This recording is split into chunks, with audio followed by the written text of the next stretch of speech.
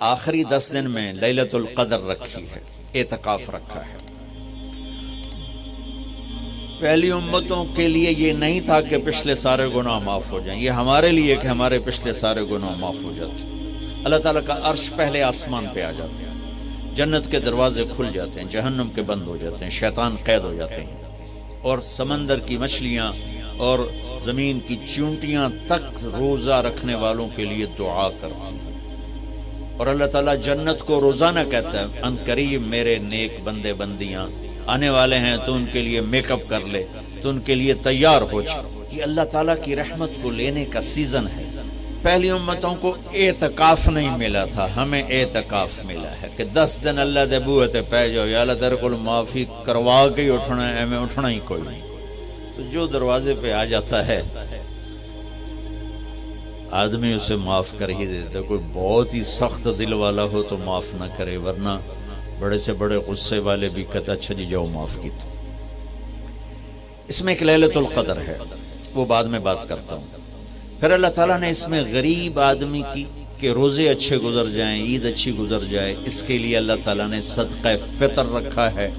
ہم اسے عید کے ساتھ جوڑ دیتے، پہلی رمضان سے دینا چاہیے تاکہ غریب اپنا کوئی روزہ تو رکھ سکے۔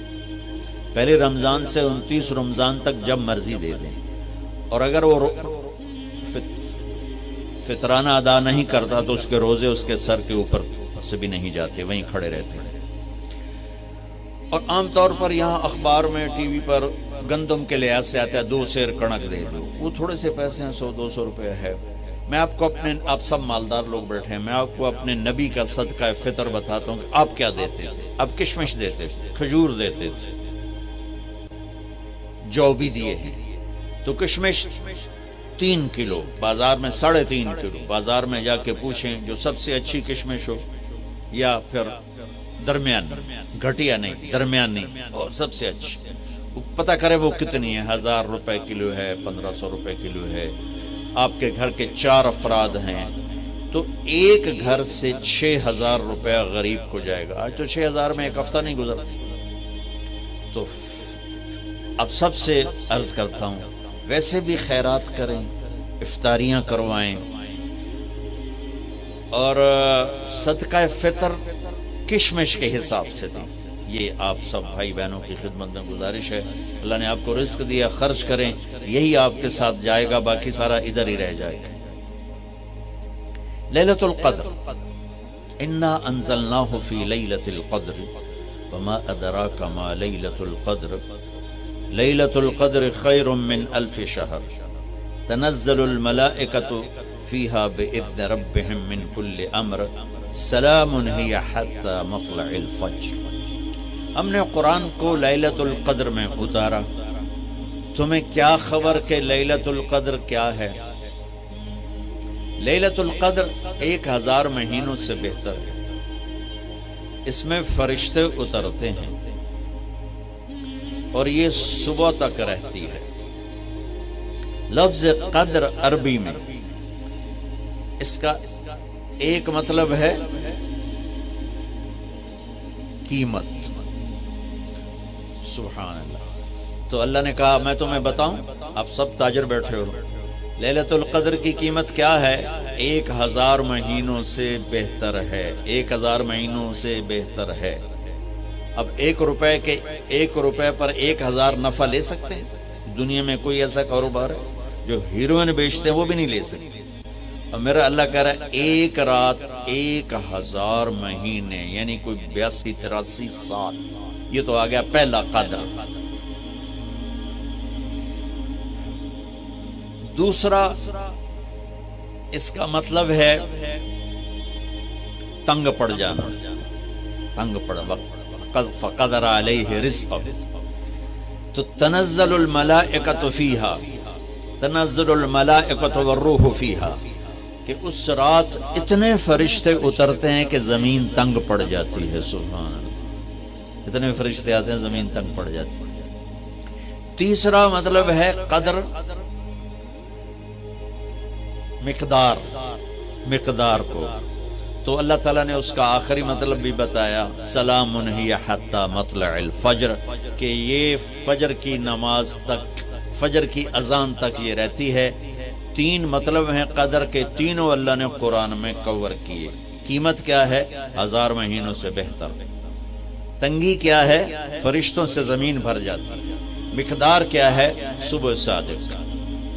لیلۃ القدر 27 کی نہیں ہوتی، 21، 23، 25، 27، 29۔ اب یہ 5 راتیں جاگنے چھٹ، آپ لوگ تو ویسے رات کے بادشاہ ہو، جاگ لو۔ تو لیلۃ القدر مسجد میں نہ گزارو، گھر میں گزارو۔ یہ مسجدوں میں اشتہار لگ جاتے ہیں، فلاں کے ساتھ شب قدر گزاریں، فلاں حضرت کے ساتھ شب قدر گزاریں، پھر ادھر کوئی صلاۃ تسبیح پڑھ رہا ہے باجماعت، عورتیں صلاۃ تسبیح کی جماعت کرا رہی ہیں، اور پتہ نہیں اور کتنی عجیب و غریب قسم کی عبادات شروع ہو جاتی۔ یہ نفلی عبادت ہے، میرے نبی گھر میں پڑھتے تھے۔ آپ نے اشراق کے سوا ہر نفل گھر پڑھا، ہر سنت گھر میں پڑھی۔ تو آپ لیلۃ القدر کو جو مستورات بھی آپ بھی اکٹھے ہو کے نہیں منانا، الگ الگ مصلی بچھا کر اپنے اللہ سے رونا دھونا کرو، اپنے اللہ کو منانا کرو۔ میں بھی کروں، آپ بھی کریں۔ نوافل کی جیسے ابھی شب برات گزری تو اشتہار تھے، میں جا رہا تھا ادھر غلام آباد میں، ایک جنازہ ہو گیا تھا، تو اشتہار فلاں حضرت کے ساتھ شب برات گزاریں، فلاں مسجد میں شب برات گزاریں، فلاں جگہ شب برات گزاریں۔ بھائی وہ گھر میں منانے کی ہے، مسجد میں نہیں۔ میرے نبی نے نفلوں کو تنہائی میں ادا کیا، فرض کو مجمع میں ادا کیا۔ لیلۃ القدر میں جاگنا نفل ہے، اور پھر جب اکٹھے ہو جائیں گے لوگ اور عورتیں تو پھر ساتھ غیبت بھی چلے گی، اور ایک غیبت کا بول ساری رات کو اڑا کے رکھ دے گا۔ مردوں یا عورت اکٹھے ہو جائیں، غیبت سے تو بچتے نہیں، نہ ہی رک سکتے ہیں۔ سندھ سے ہم بائی روڈ آ رہے تھے، کراچی سے بائی روڈ جماعت تھی، تو وہ راستے میں بڑی غیبت کریں، نوجوان تھے سارے نئے نئے، میں چپ کر کے سنتا رہا۔ جب کوئی 2 دن گزر گئے نا تو ہمارے پاس بڑی وین تھی، میں نے کہا بچوں ایک نصیحت کرتا ہوں کہ غیبت نہ کیا کرو، مذاق کرو، ہنسا کرو، کھیڑا کرو، غیبت نہ کرو۔ تھوڑی سی میں نے اس پہ بات کی تو بڑے متاثر ہو، کہا جی ٹھیک ہے انشاءاللہ آئندہ بالکل نہیں کریں۔ کوئی آدھا گھنٹہ گاڑی میں سناٹا رہا، آدھے گھنٹے کے بعد ایک بولے مولانا یہ غیبت نہ کری تو پھر گلاں کی کریے۔ یہ میرا کلچر ہے، لہذا عورتیں عبادت کے لیے بھی اکٹھی ہوں گی تو غیبت شروع ہوگی، مرد مسجد میں اکٹھے ہوں گے وقت ضائع ہوگا، غیبت شروع ہوگی۔ میرے بھائی بہنوں، ہر نفل کو گھر میں گزار، اپنے گھر کو بابرکت بناؤ، اپنے گھروں میں نفل پڑھو، تلاوت کرو، ذکر کرو۔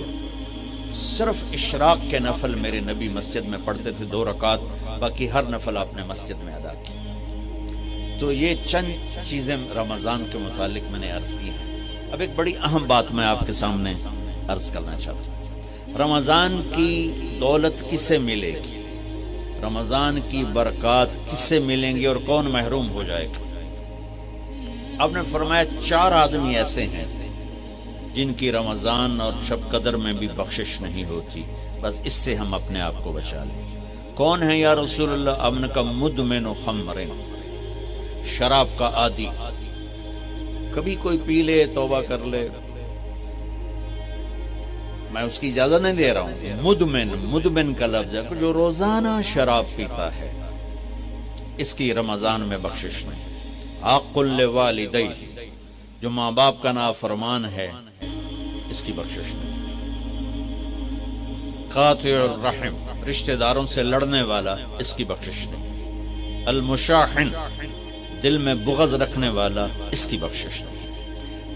ہر وہ چیز جو میرے آپ کے لیے نقصان دے اللہ نے حرام کر دی، ہر وہ چیز جو میرے آپ کے لیے مفید ہے اللہ نے حلال کر دی۔ سود حرام کر دیا۔ ہماری پاکستان کی معیشت نہیں، پوری دنیا کی معیشت ڈوبی پڑی، سارے ملک قرضوں پہ چل رہے ہیں، سود نے پوری دنیا کو تباہ کر دیا۔ تو میرے اللہ تعالیٰ نے، آپ دیکھتے نہیں، میرا اللہ کہتا ہے فَأَذَنُوا بِحَرْبٍ مِّنَ اللَّهِ وَرَسُولِهِ، اگر سود نہیں چھوڑو گے تو میرے اور میرے رسول مل کر تمہارے خلاف جنگ کریں گے۔